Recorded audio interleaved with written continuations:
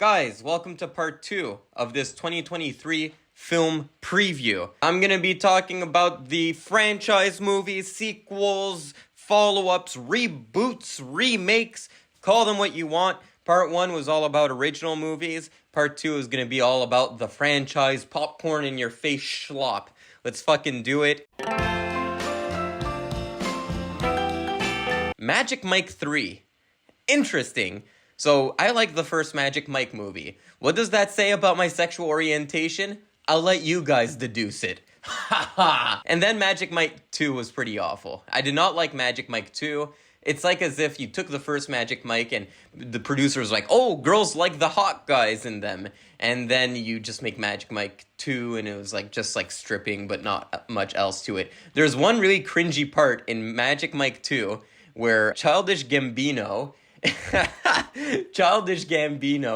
like freestyles while grinding on a chick with his awkward skinny fat body. I wasn't about that. Magic Mike 2 wasn't for me. Magic Mike 3 seems to be a little darker and a bit more stripped down. It's kind of like a real what would happen if a stripper were to retire kind of thing. It kind of looks a little melancholic.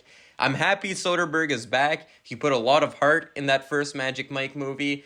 I think this is going to be a good movie. I don't think it's going to be the best movie ever, but a fun watch. Yeah, it's always fun to see muscly dudes twirling around with one another. In February as well, you have Ant-Man 3. I am probably going to skip out on this movie. I didn't like Ant-Man 1 or 2. He's not really that interesting a character to me. I think it is interesting that he's like an ex-con who's trying to do the right thing now. I think that's the most interesting aspect of Ant-Man. The problem is I haven't seen Loki, and everyone's jizzing their pants. They're like, oh my god, Kang is the bad guy! Splooge! And I don't really care, because I don't know Kang. He just looks like a giant blue guy. I like Jonathan Majors, he's a good actor. But I'm not really interested in Ant-Man 3. It's kind of funny to see Disney try to sweep Bill Murray under the rug. He's like in the trailer for like a blink of an eye. It's like a blink and you'll miss it kind of thing. Creed 3. I loved Creed 1. Creed 2 was pretty disappointing to me. I don't remember anything from Creed 2. And now we're at Creed 3, which is being directed by Michael B. Jordan, who doesn't really have any directing experience. And I think Jonathan Majors, he's playing, I think, Mr. T's son from Rocky 3, which I hate sequels when they do this. Guys, this is my biggest fucking pet peeve, is every sequel, it's like, oh, this is the son of Luke Skywalker. And you're making it like the son and the daughter of everyone else. Like, does this really need to be the son of Mr. T in Rocky 3? No, I think Creed should mirror Rocky. Rocky 1 was a very solid movie. Rocky 2, still a solid movie. I think Rocky 2 is actually underrated. It's a really good story. It's really tragic. There's a lot of stakes in that movie. And then Rocky 3 gets really silly with Mr. T, who's like, I pity the fool go in the ring with me. And then Rocky 4 is even sillier, where he's like, fighting a giant muscle-bound Russian dude during the Cold War. And he's like, if I could change, you could change, anybody could change. Creed movies need to get a little goofier at this point, because the drama didn't really work for me in Creed 2, unlike Rocky 2. I do like the guy who's playing the antagonist in this movie. I think it's kind of stupid that it's like Creed 2, the bad guy was the son of Ivan Drago, and now it's the son of Mr. T. What was his name in the movie, Mr. T? It was, I forget now, but I love Rocky 3 nonetheless. Scream 6, I haven't seen the latest Scream movie, I will admit it. I'm not the biggest Scream guy. I think they're kind of too tongue-in-cheek. They keep doing fourth wall breaks that take me out of the movie. And I always thought that out of Wes Craven's catalog, Scream was a little too on the nose for me. I like his other movies, but Scream was never like the one I liked with Wes Craven. I liked New Nightmare a lot. That's a classic right there. But yeah, that was pretty fourth wall breaky as well. But anyway, I haven't seen the last Scream movie, Scream 5. I will probably watch it at some point. It's just like it gets repetitive after a while. Who's this Ghostface killer? And oh, it turns out it's this guy. And throughout the way, they do jump scares, and then they reference the jump scare they just did. It gets a little old after a while. Still in March, we got Shazam 2. I like the first Shazam movie. The first Shazam movie brought me back to the Sam Raimi Spider-Man movies. They're fun, they're campy, they're cheesy. I love the part where Shazam goes to the strip club. That's a great moment in the movie. But I'm not really interested in a Shazam 2. I feel like it's kind of gimmicky that they made all the children adults now. Like all the children in the orphanage are now adults. I don't feel like it's really all that interesting anymore. It's like the novelty is gone. And I hear that they're going to restart the whole DC universe thing. So I know there's not going to be a Shazam 3. I don't know. It's just I have no expectations for it. I really like the director of this movie, though. He seems like a cool dude, David F. Sandberg. I'm just not that interested. It's not really my cup of tea either. Guys, John Wick 4, finally. I've been waiting for this movie. I'm a big John Wick fan. I feel like every John Wick movie gets better and better. I know a lot of people are like, oh, the first one's the best, but I like how it expands the universe with every movie. I just like this very gritty franchise. John Wick is fun. It's popcorn in your face entertainment. It's not the deepest shit out there, but it's just a cool character doing some badass shit. There's guns. I like it. I want to see what they do next, and every movie kind of finds like a way to raise the bar. Like the last John Wick movie, he was fighting like that giant dude, like that guy with the gigantism. There was like horseback riding. Halle Berry had a dog that was like doing ninja shit. It was really fun. I like that last John Wick movie. I want to see the next John Wick movie. I love this franchise. Kind of weird that it all happens within the span of a week. Like, John Wick 2 picks up where John Wick 1 left off, and John Wick 3 picks up where the last movie and now this John Wick movie picks up where John Wick 3... It's campy, it's corny, I don't care, I like this franchise. And lastly, you have a Dungeons and Dragons adaptation. It doesn't look good, guys. It doesn't look good. It kind of gives me the vibe of Guy Ritchie made that King Arthur movie. It was terrible. It gives me that kind of vibe. I don't like it. It's like, ugh. And medieval fantasy is not something I usually gravitate towards either. I don't even think Dungeons and Dragons fans are going to watch this one. I don't think Dungeons and Dragons has the same gravitas as it did before, like in the 80s and 90s and early 2000s. It was huge. And now you have like online MMOs, so I think like a World of Warcraft movie would be pretty popular, but Dungeons and Dragons, I don't know. I don't know anyone in my friend circle who plays Dungeons and Dragons anymore, so we'll see. We got the Super Mario Brothers, the movie. I love Mario games. I play Mario Kart all the time. I like Mario Party. I like Mario Kart. I like Donkey Kong Country, Tropical Freeze. I'm not much of a gamer, folks.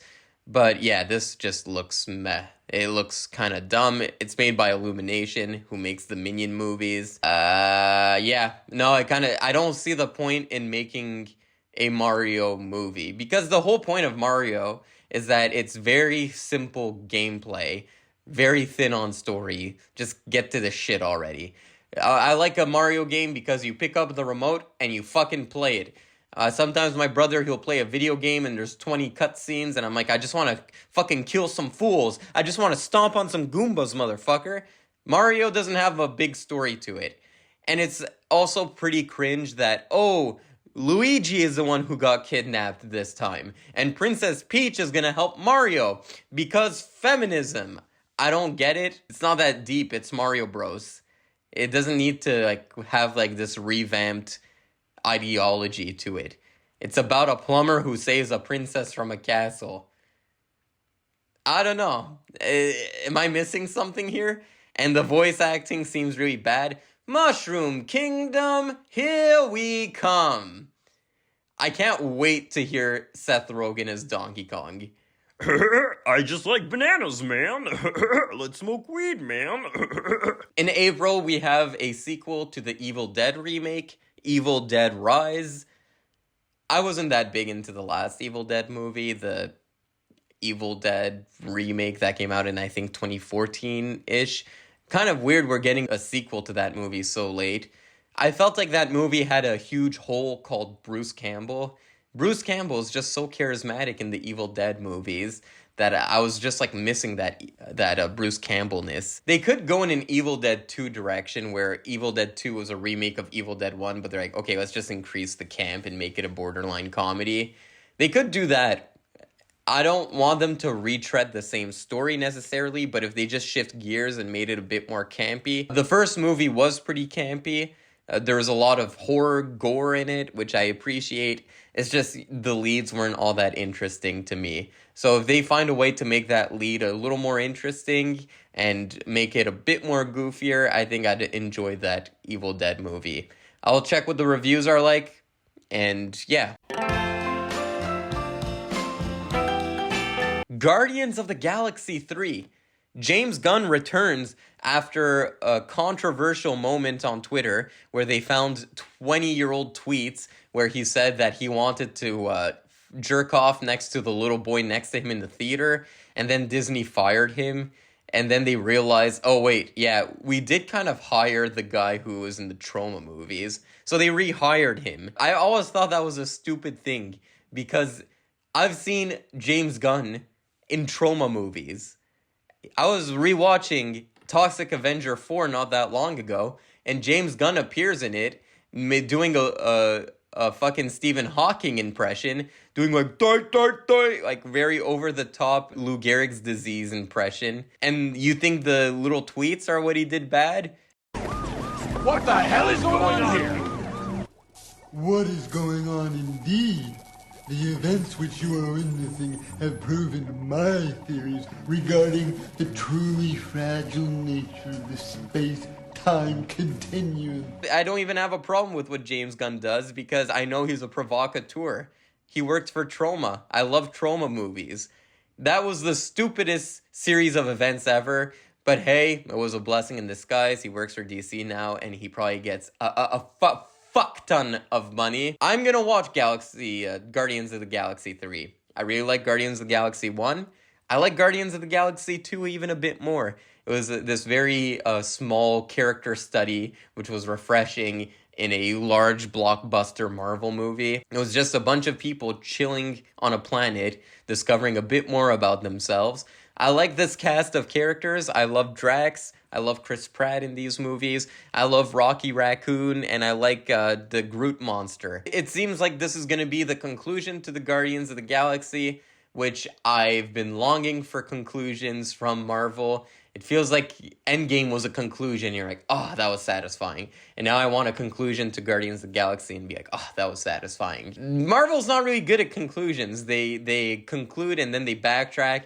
I've been reading reports that Robert Downey Jr. might come back. It's like, At least it's going to be a conclusion for James Gunn, that's for sure. I don't think he's going to make any more Marvel movies after that. So for that, I am looking forward to Guardians of the Galaxy 3. Little darker edge to it, which I appreciate. Sometimes these comic book movies, when it comes to the third movie, they can't quite stick the landing. X-Men 3, Spider-Man 3, Dark Knight Rises. We'll see how it goes. We have Fast and Furious 10. Holy mackerel, they made 10 of these movies. No, it doesn't look good. I've never seen a Fast and Furious movie until Hobbs and Shaw. That was the first Fast and Furious movie I saw.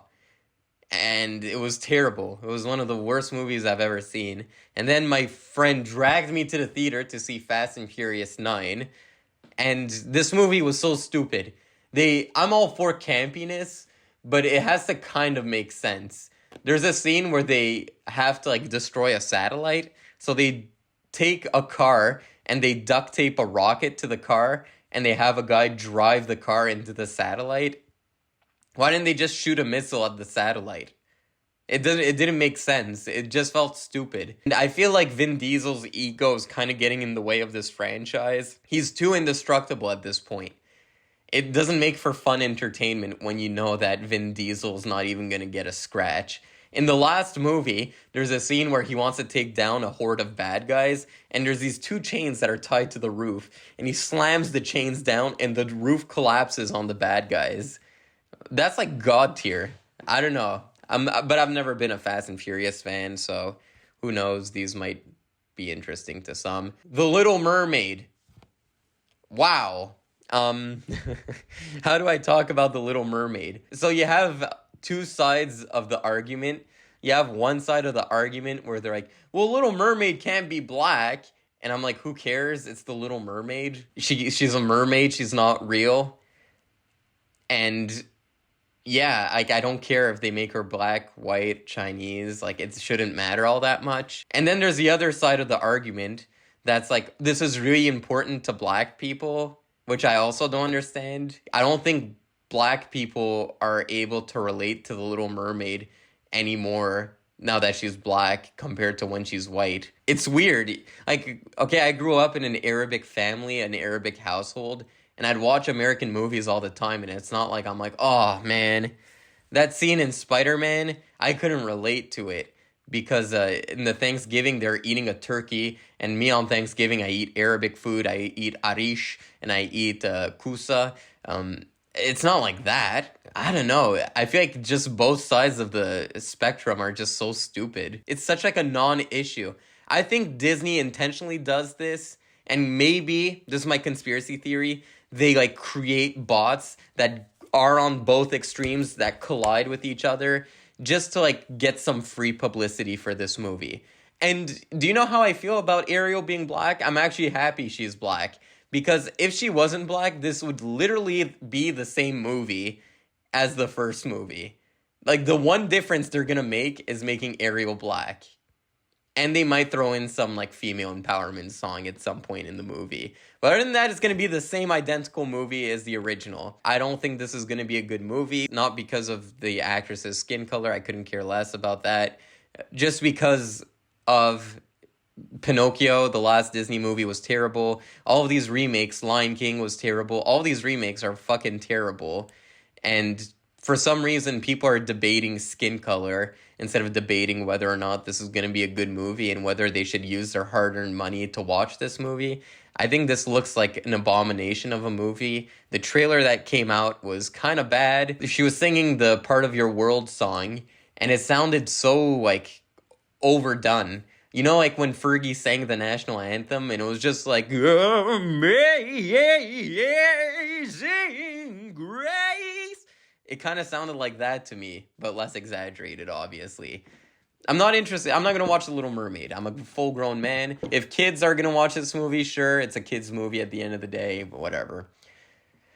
Whew. Hopefully I don't cause a shitstorm in the comments. Across the Spider-Verse. I really like that first Spider-Man movie, that first Into the Spider-Verse movie. As a matter of fact, that's the better Spider-Man multiverse movie. That's right, not that stupid one that came out with Tom Holland. This is the real Spider-Verse movie. Sequel seems deserved. I like this movie, the first one. This one looks good. It can get a little too wacky, maybe. I feel like there's going to be like 20,000 Spider-Mans, and in that first movie, I really liked the Spider Noir and the like little kid who had a robot spider and Spider Pork or whatever his name was. Those were like some really cool characters, and I feel like they're going to spread themselves a bit too thin. That's my prediction. But hopefully this movie's good. Transformers Rise of the Beasts. I haven't seen a Transformers movie since Transformers 2. So if you like robots smashing into each other, watch this movie. It's not really my cup of tea, so you go ahead, do what you want. Uh-oh. Here we got Flash Gordon, savior of the universe. No, not Flash Gordon, just the Flash, starring a creep. The dude's a creep. I don't even know if it's gonna come out. Let's be real. Ezra Miller has done way more than other people who had their careers ruined. Compare what Ezra Miller did to like what Roseanne Barr did. What Roseanne Barr did was tasteless. She did a joke, it went too far, it kind of had some mild racist connotations to it. Not her best look. Gets her whole TV show taken away from her. They kill off her character in her own TV show. And then Ezra Miller, like, beats up women, beats up people, threatens to kill people, commits theft, starts a cult, grooms children, and they're still like, this Ezra Miller guy, he's not that bad. He's pretty good. I don't get it. I honestly don't get it. Here's my conspiracy theory. You look at that jawline, you look at his sunken cheeks, that guy gives good head. I'm sure he's got some dirt on some major Hollywood producers. I'm sure he's sucked off the most powerful men in Hollywood. Guys, look at the cheeks. Let's get real. I think that's what happened. He has too much dirt on too many people, and they're just trying to tread through the situation as carefully as possible without him going crazy and like dropping a bunch of nudes on Twitter. I don't know. He's got the cheeks. Just look at the cheeks. Tell me I'm wrong. All right. Yeah, I'm not going to watch the Flash movie. It's a shame, too, because Michael Keaton is back as Batman, and he was back in Batgirl, and they canceled that movie. Then he returned in Flash, and now this movie's going to shit. Yikes. Not a good look. I have a lot to say about this. Indiana Jones and the Dial of Destiny. I'm probably going to skip out on this movie, surprisingly enough. Biggest Indiana Jones fan. I love Indiana Jones.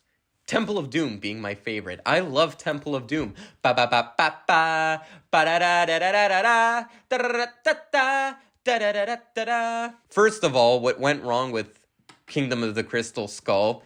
Two things. I really feel like Harrison Ford did not want to be in that movie. He's really sleepwalking his way through that movie. As much as I love Harrison Ford, I don't think he has the energy or just the want to make Indiana Jones movies. And I know there's that clip on the internet where he's saying, like, this one is truly special, and he starts crying.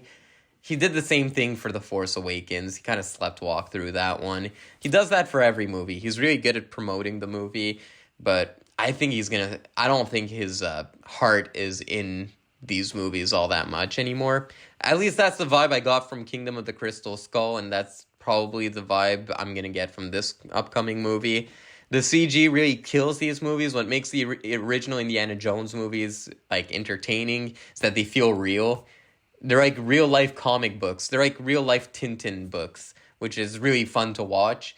But then you make it CG and it just doesn't work as well. I remember Steven Spielberg made that Tintin movie that was animated, and a live action Tintin movie would have worked much better in my opinion, just because of that real life weight. And there are some digital moments in the original trilogy as well, but they were very few and far between. I don't even hate Kingdom of the Crystal Skull as much as most. The problems I have with Kingdom of the Crystal Skull are really Harrison Ford's performance and the terrible CG. And what's sad, too, is there were a lot of practical effects, but I don't know what they did. They probably put some CG in post. They, like, polished it up to the point where it just looks like CG. I like the idea of Harrison Ford going up against aliens. That was a pretty cool thing to me, because these are B movies at the end of the day, elevated B movies, and the movies of the 50s were sci-fi movies, like The Day the Earth Stood Still and stuff like that. So it made sense for Indiana Jones to fight aliens. There are some things this movie is gonna do that I feel like are bringing the franchise back instead of forward. Harrison Ford now, his character Indiana Jones, is now in the 1960s. What are the exploitation movies of the 60s and 70s? It's gonna be around that era. You have like the blaxploitation movies, which I think there's going to be a pretty predominant black character in this movie, so if they go for a blaxploitation vibe, I would be okay with that. The thing is, the 70s were like very sleazy era, and the B movies of the 70s don't really have that whimsical charm of the action serials of the 40s and the sci-fi movies of the 50s, so it's you're kind of stuck because B movies are becoming trashy from this point on. I remember there's this Sherlock Holmes movie that came out. It was with Ian McKellen. If they just made it like a laid-back movie like that, like a more traditional mystery, I feel like I would have been okay with that. Instead, they're making a time travel plot, which I hate time travel plots at this point. I don't want to see Indiana Jones go back in time and fight Nazis again. I feel like it's pretty lazy. And when you look at all the Indiana Jones movies, I call Indiana Jones movies the inverse of Scooby-Doo. Because Scooby-Doo, you think it's a supernatural thing, and turns out it's a guy in a mask. Indiana Jones is the opposite. You don't think it's a supernatural thing until the final act where you're like, oh, this is a supernatural thing. And to have, like, the whole movie be supernatural, I feel like it kind of loses the charm of Indiana Jones, the grit of Indiana Jones. I'm not going to watch this one, not even for those reasons, just because Kathleen Kennedy is involved with it. I think she did a terrible job at handling the Star Wars movies, and I think she's going to do a terrible job at handling the Indiana Jones movies. I have no other reason to believe otherwise. Mission Impossible Dead Reckoning. Guys, this is going to be key now. The Mission Impossible movies get better and better and better and better. Sure, they had a slump with Mission Impossible 2. Personally, my favorite is Mission Impossible 4. I loved climbing the Burj Khalifa. I like the car parking scene. I feel like they just get better and better. I loved Henry Cavill in the 5th or 6th one. I can't remember. It was the 6th one. I just like these movies. They're fun. They're over the top. They're crazy. They have great stunts. A lot of the same reasons why I like the John Wick franchise. I love the Mission Impossible franchise. They have a car chase going on with Mini Coopers in the trailer. There's that scene where he drives a motorcycle off a cliff. It really seems like they're going crazy with this one. And I think this is going to be huge, especially with Top Gun being so big. People are going to enjoy the shit out of Mission Impossible Dead Reckoning. Next, you have Barbie, which is directed by Greta Gerwig. Noah Baumbach and Greta Gerwig wrote the screenplay. I just watched White Noise on Netflix, and that's not a good movie. I don't think this Barbie movie is going to look any good. It kind of went through development hell. I remember at some point, Amy Schumer, America's favorite female actress, female trailblazer, Amy Schumer. I mean, look, we want to talk about comedy, and we want to talk about what it is to be a comic and all that you've gone through. But let's not pretend you're not a woman. And then they kind of just scrapped that and made it Margot Robbie, because I think people realized they wanted their Barbies to look hot. No, this doesn't really interest me. I think they're going for a Lego movie kind of vibe, which I feel like the Lego movie was really original when it came out, and then you had so many movies ripping off the Lego movie that it's just like lost its novelty at this point. I'm not really looking forward to this Barbie movie, especially coming off of White Noise. Next, you have The Marvels, which is the latest Marvel product. I haven't seen the Miss Marvel TV show, so I'll probably skip out on The Marvels. Who are the Marvels? I don't even know. I know one's Brie Larson, and then the other is the young Pakistani woman. Who's the other one? Is it just those two? Oh, one was in, what's that TV show? WandaVision. Yeah, this is gonna bomb so hard. Yikes. Because I think people don't like that first Captain Marvel movie, and not many people watch the Disney TV shows. One thing about Marvel they're good at is combining genres, you know? Iron Man 3, I like it because it was like an 80s movie mixed with Marvel. And then you had like Captain America 1, which was like a World War II serial mixed with Captain America and Marvel. They're really good at like matching these genres together. Ant-Man is a heist movie. I feel like the Captain Marvel movie just didn't have that. And that's like what made Captain Marvel a very forgettable movie. That and Brie Larson just doesn't work in these movies. I think she's a good actress. I don't see her as this action person because she just lacks that kind of charisma. I think she's really good in movies like Room, where she can like break down and cry and give a very vulnerable performance and go into those dark areas. I think she's really good at that. But as far as like a franchise person and charisma, I don't think she's that. There's going to be a remake of The Haunted Mansion. Guys, the Eddie Murphy Haunted Mansion was a classic from my childhood. But I'm probably not going to see this movie. It's just funny. Rosario Dawson plays a mom who buys the house not knowing it's full of spirits. Owen Wilson plays a priest. Wow. Hey, the Father, the Son, the Holy Spirit. Wow. Plays a priest who enlists others to help her, including a psychic played by Tiffany Haddish, a college professor played by Danny DeVito. Oh no. And a paranormal expert played by Lakeith Stanfield. Lakeith, you're better than this. Look at my forehead right now. It looks like an accordion. Lakeith, you don't need to be in the Disney products. Do another Judas and the Black Messiah. Another Sorry to Bother You. You're above this, man. Ooh, I can't blame him. Everyone needs a paycheck every now and then. Jamie Lee Curtis plays Madame Leota. Oh no! Jared Leto plays the Hatbox Ghost. This is the weirdest cast of people. Rosario Dawson, Owen Wilson, Tiffany Haddish, Danny DeVito, Lakeith Stanfield, Jamie Lee Curtis, and Jared Leto. Oh no! I can't wait. I need to watch it now that Jared Leto is in it. Yikes. It's been a while since Jared Leto gave a good performance, but I liked him in that Gucci movie. Why does everyone pick on me? I feel like the fact that Pirates of the Caribbean was based on a Disney ride and it worked is a fluke. A complete fluke. Well, it's not a fluke. They had Gore Verbinski directing it. There's so many things that could have gone wrong. Johnny Depp's performance being so over the top, but somehow it just worked. And then it's like Disney is like, well, I think the audience is ready to accept that we can turn our rides into Disney products. And they're like, okay, let's make Jungle Cruise and Haunted Mansion and what's next? Splash Mountain? Oh, wait, Splash Mountain's based on a movie already. Yikes. It's based on that racist movie. Next, we have Blue Beetle. I don't know shit about Blue Beetle. It's a superhero. Who is Blue Beetle? What's his superpower? Blue Beetle is capable of reconfiguring itself, allowing Jamie to form several different weapons and tools from it. It can create energy cannons, swords, shields, grappling hooks, claws, blades sharp enough to cut through tree trunks, wings for flight. Kind of just sounds like Green Lantern, I guess. September, you have The Haunting in Venice, which is a sequel to Murder on the Orient Express and Death on the Nile with Kenneth Branagh. I didn't watch Death on the Nile. And I didn't see I saw Murder on the Orient Express, but it was the Sidney Lumet version. I feel like when it comes to the murder mystery franchises, I'm much more interested in the Knives Out movies compared to the Agatha Christie, Kenneth Branagh movies. Kraven the Hunter. Morbius is the worst movie of 2022. I'm not going to watch Kraven the Hunter. I like Aaron Taylor Johnson. I think he's a pretty good actor, but no.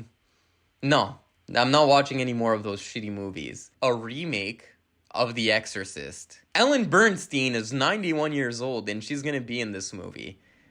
Pretty crazy. I wonder if the director of the original Exorcist is involved, William Friedkin. William Friedkin shuts down Exorcist remake rumors. There's not enough money in the world or motivation in the world. It's a flat-out lie. So, yeah, I guess he's not involved. I don't give a flying fuck into a rolling donut about what Al Pacino thinks. He's the beating heart of the original Exorcist movie. Not to say I haven't liked any other Exorcist movie. Exorcist 3 is kind of underrated. George C. Scott, I like that movie. Exorcist 2 is pretty bad, and I haven't seen the Exorcist TV show. This is made by Blumhouse, which is a big rip. And it's directed by David Gordon Green, who made the Halloween trilogy that just came out, which I haven't seen one of those movies, nor will I ever, because I'm not interested in this, guys. Come on. You're bringing Ellen Bernstein back? Poor woman's 91 years old. Director of Halloween Kills, Halloween Ends. This is a William Friedkin masterpiece, guys. Come on. I'm not really interested in it. They're probably just going to play the same beats. Remember peeing during the piano? Remember crab walking down the stairs? Remember pea soup? They're going to do all that. Yeah, I don't think it will be all that interesting. And all the reviews are going to be like, you know what? I thought this was going to be bad, but they gave me what I wanted, and it was pretty good. It was pretty good. Guys, get ready for Kino. We got Dune 2. Let's fucking go. In this movie, you have Austin Butler, who's a new character. Dune 1 left me wanting more. I'm not going to lie. I'm going to have to rewatch Dune 1 before Dune 2, but I can't wait to just see this on the big screen and see a giant fucking sandworm and see Timothée Chalamet ride a sandworm. Then you have a Hunger Games prequel, and it's going to follow President Snow, a young President Snow. I hope they don't make him like a a protagonist. I hope he's the antagonist in this. This is going to be really weird. It'll kind of remind me of Don't Breathe 2. In Don't Breathe 1, the bad guy was a rapist who abducts women and puts a turkey baster full of his sperm in them.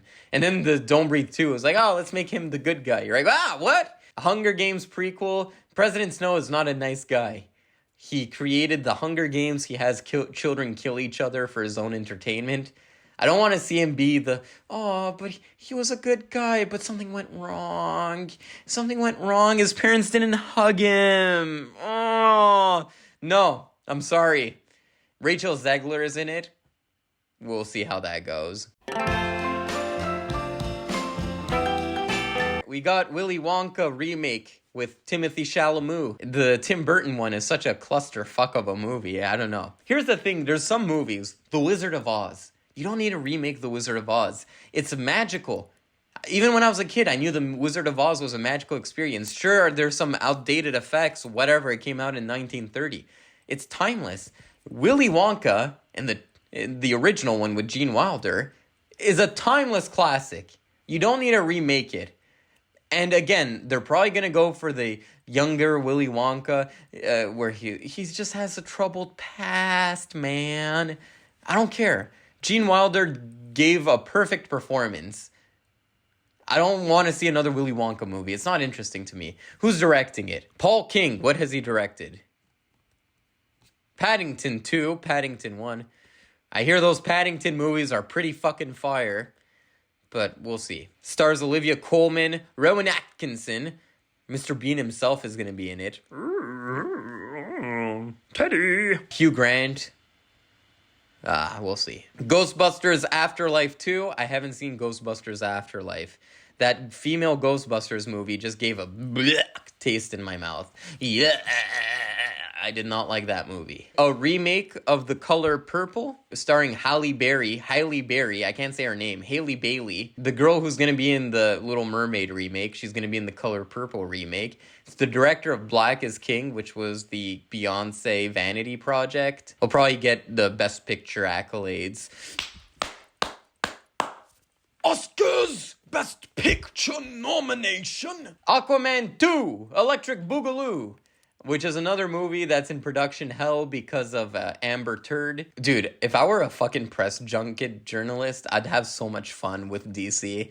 Like, I'd be the one guy who would bring up to Ezra Miller the fact that he has a cult in Vermont. And then if I were a press junket journalist on Aquaman 2, I'd be like, so, what was going through your mind when you took a shit on your bed? I'd be that guy. I don't care. I'd have so much fun with DC. Just be like, yeah, why did you take a shit in someone's bed? What was going through your mind?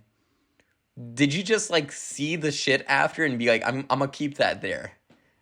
I don't know. It's such a weird thing to me.